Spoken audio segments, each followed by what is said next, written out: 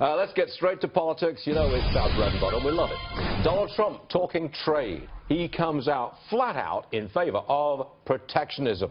Joining us now, Governor Mike Huckabee. Governor, welcome back. Always good to see you. Thank you a lot, Stuart. Great to be back. Here's my blockbuster headline, such as it is. Donald Trump would overturn 50 years of economic policy. And you say?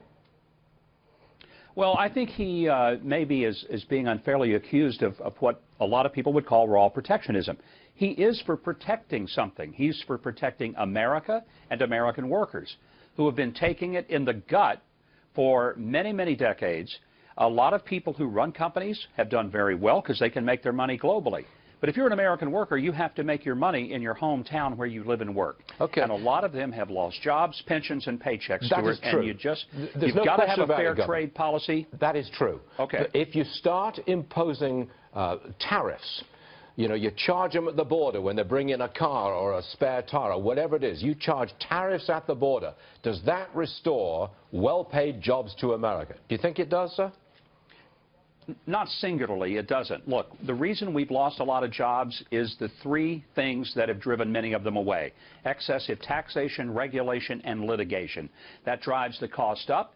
So if you produce something in America, you've got to add all those three big costs of taxation, regulation, litigation. You make it in China, they don't care about the air being clean. They don't care about putting people in virtual slave labor. And so sure, the products come back a lot cheaper. So the question is that fair trade? If it isn't a fair deal, if it isn't an equal deal, then it isn't really free trade.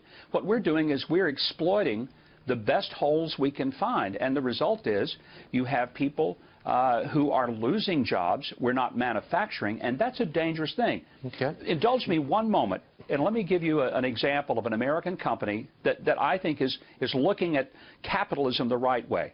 Delta Airlines gave their employees, a little over a year ago, a 14.5% salary boost across the board. 14.5%.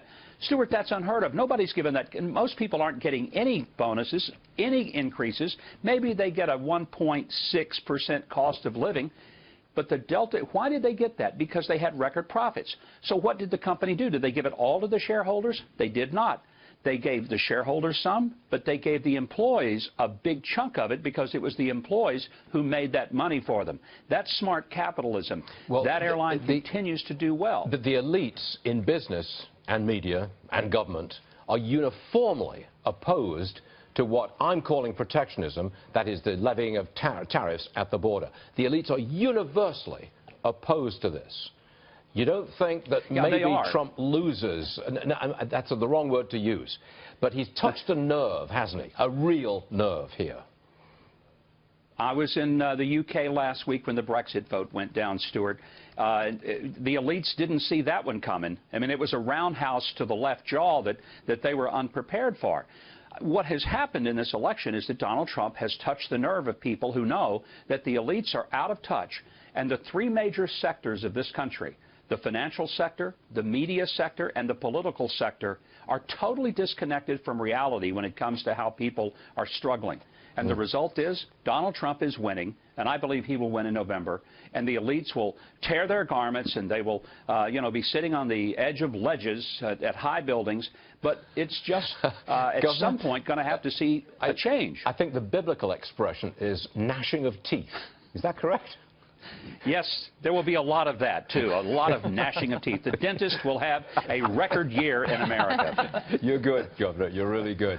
Governor Mike Huckabee, thanks for joining us, sir. It's a pleasure. Thank you very much.